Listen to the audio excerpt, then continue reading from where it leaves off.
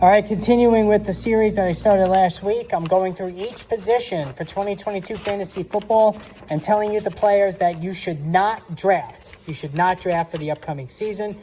And today, I go into the tight end fraternity, which is annually probably the most frustrating position given the lack of depth over the years and the temptation to draft, the one or two top guys in the first or second round, which is, always not a good move in my opinion because it costs you a prime running back and wide receiver that your other league mates are stocking up on. I always say go value at this position. And this year there is a lot of value. I did an earlier video, and if you don't already subscribe to the channel, hit the subscribe button and also the notification button so you know when new videos are added. I identified a whole bunch of sleeper tight ends in a previous video that I think you should target, so make sure you watch that video. But here I'm going to discuss the tight ends that I'm going to avoid and that are not going to be on my teams for 2022 fantasy football. The first name is Travis Kelsey. All right, how could you say Travis Kelsey? I mean, this is the greatest tight end of this generation outside of Rob Gronkowski.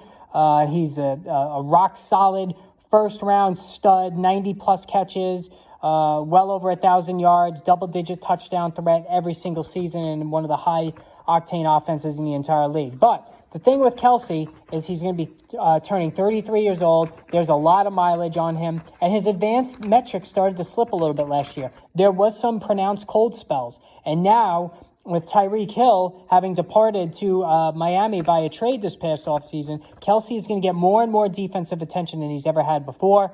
I don't think any of the receivers that the Chiefs are going to try to fall back on, whether it's Juju, whether it's MVS, or the rookie Sky Moore, Macaulay Hardman, I don't think any of those guys are going to really consistently be able to take the pressure off of Travis Kelsey like Tyreek Hill did. Hill and Kelsey were a perfect match, but considering the age, the increased threat of injury, the fact that his advanced metrics are starting to slip a little bit last year, and the defensive attention that's going to be coming his way, I don't think it's prudent to use a second-round pick, which is where Kelsey's ADP has fallen this year, as opposed to the late first round the last few years. I don't think it's a good idea to use a prime pick on Travis Kelsey for this upcoming season. Darren Waller. I used to love Darren Waller. I had Darren Waller on my team for like the last 3 years. The guy was a monster up until last year when injury struck and only allowed him to play in 11 games, and he caught just a modest 55 passes and only 2 touchdowns. It was a very frustrating season. He got injured. He got COVID. A bust of a season for sure. Now, he's only 29 years old, so a comeback season certainly could be in the offing, but the arrival of Davante Adams put Waller right on the do-not draft list for me. I mean, you have an alpha receiver in Adams to go along with a 100-catch slot man and Hunter Renfro, who's a favorite of Josh McDaniels already. McDaniels, of course, had Wes Welker. He had Julian Edelman, slot guys that he turned into stars, and Renfro is already pointing himself to be a star. So these two are going to gobble up a ton of looks. Also, Kenyon Drake and Josh Jacobs out of the backfield. I don't think there's going to be enough volume left over for Waller. His name brand is still too high, so that means he's going to go higher than he should in drafts. So Darren Waller is somebody I'm not going to draft. All right, Dallas Goddard, I'm not going to draft either, and I'm going to tell you to try to avoid him as well. I have my reservations about Jalen Hurts and his passing acumen. He's a great athlete, tremendous scrambler, big weapon carrying the football, but throwing the ball, not so much. And just like with Darren Waller in Las Vegas, there's a lot of targets all of a sudden in Philadelphia, and you have a worse passing quarterback in Hurts compared to Derek Carr in Las Vegas. Not only is Devontae Smith still there, the first-round pick of a year ago, who's showing star potential, but the Eagles traded for A.J. Brown, who is an alpha receiver, just like Davante Adams in Las Vegas. So you have those two, and you have Miles Sanders, Kenneth Gainwell out of the backfield. That's a lot of targets that are going to be distributed amongst quite a bit of players and may not leave a lot for Goddard. Goddard did his best work, believe it or not, when Gardner Minshew started. He had that huge game against the Jets.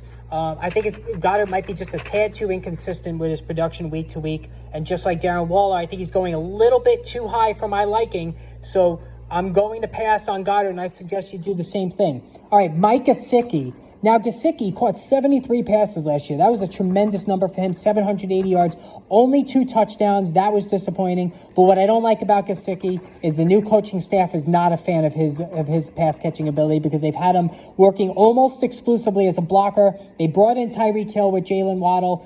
probably the best pair of receivers, teammate receivers outside of maybe Jamar Chase and T. Higgins. So that is already trouble for Gesicki. They bring in a pass-catching running back in Chase Edmonds. Not liking this setup at all for Gesicki, especially with the blocking assignments. That is a firm pass for me. Hunter Henry, he caught 9 touchdowns among his 50 receptions. So that means that there is a lot of pressure on Henry just to maintain his value. He's got to catch an inordinate amount of touchdowns per reception. I don't think that's sustainable. The reports out of New England with the offense have been atrocious. I mean, McDaniel's now in Las Vegas. You have a former defensive coach now calling plays on offense. It's just been an embarrassment what's been going on over there. I mean, every beat reporter that's been filing tweets and reports in their local affiliates and their outlets have said nothing but bad things about the direction of the offense. And so Hunter Henry, he is a firm out for me as well. All right, now as far as the rest of the tight end fraternity, I actually don't mind anybody else. I said that there's a lot of good value out there. Make sure you check out that previous video I did. There were 4 guys in particular I like more than anybody else, so I won't spoil it here, but make sure you check that out. So those are the tight ends I'm going to avoid. I suggest you do the same. If you can't get Mark Andrews or a Kyle Pitts right at the top, then I say you should wait for maybe a Dalton Schultz in the middle of rounds. If you can't get Schultz, then you just go value. Pick up one of those tight ends in that previous video I discussed. So again, hit the like button. If you can, hit the subscribe button, hit the notification button so you're on top of everything with the channel. I'm going to be posting a lot of videos going forward. And then last but not least, follow us on Twitter at RotoBoss. So until then, next time I'll be back on here with a video, and probably I would say maybe by tomorrow morning, the latest, I'll have some new videos up for you. So until then, we'll talk soon. Take care, everybody.